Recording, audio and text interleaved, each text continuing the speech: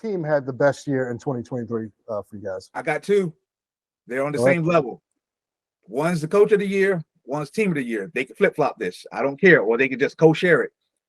Elevate MMA and Matrix MMA. Todd Monroe and Cody Malte. You know, early in the year, I had to go pick up some top pads from Cage Side, and Boomer was like, you know, who you liking out there? And I told him early in the year, man, I was like, Cody Malte. And he looked shocked. And I was like, yeah, I was like, he's doing something different, man. He's doing something different. Look at when Elevate has training, they bring trainers in. They're not afraid to let their guys go out. Their guys fight real strong strength of schedule. They picked up titles.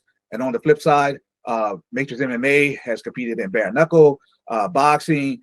They've hosted events at their gym, combat jiu-jitsu, MMA. They went 4-0 at one of the Fight for It against a Team Rock, against Elevate, against a Modern Warrior, and I can't remember the fourth team, but that ain't easy to do, you know. Oh, it's Carolina Kickboxing Academy. That's Jeremiah's. Good God, you know, they had a great night.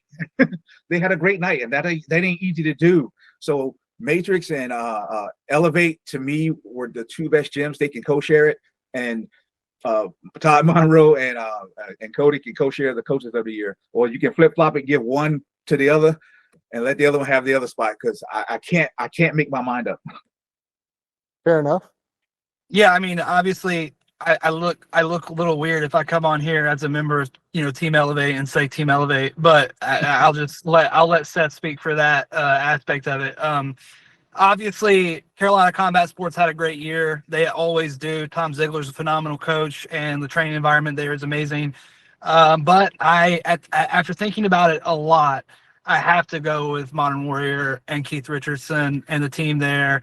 I mean, I don't want to say they came out of nowhere, because they have had fighters in the past, Tad Collins. They've had guys in the past who have come to shows and shown out and done well. But this year in particular, it just seemed like everything stepped up. And when Keith won that belt, when those guys fought on that next level show the next week after that, it was like they were fighting like their lives depended on it.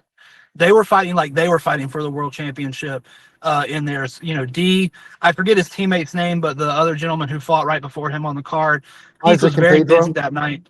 Oh, yes. I mean, these guys are phenomenally talented amateurs to be in the gyms that they are. And Modern Warrior guys, they're not afraid to cross-train, and they're not afraid to have guys from Gym O come over, and then they'll fight guys from Gym O or wherever. So I really think that, you know, Modern Warrior is a gym to keep your eye on, because they are established now in bare knuckle and in MMA locally, but the guys that they're introducing on the amateur level, D he's a precursor to more guys to come. I'm not in that gym. I know you are, Chaz. I know you see these guys that are maybe training, getting ready for a fight.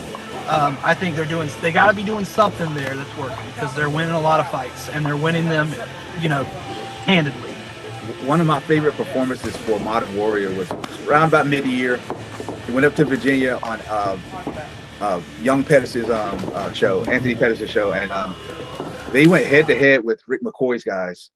3 fights, 3 wins. I was like, what am I seeing here? Like it's very rare we get 2 quality gyms go head-to-head that way, and they eliminated all 3 of those fights. I was super impressed.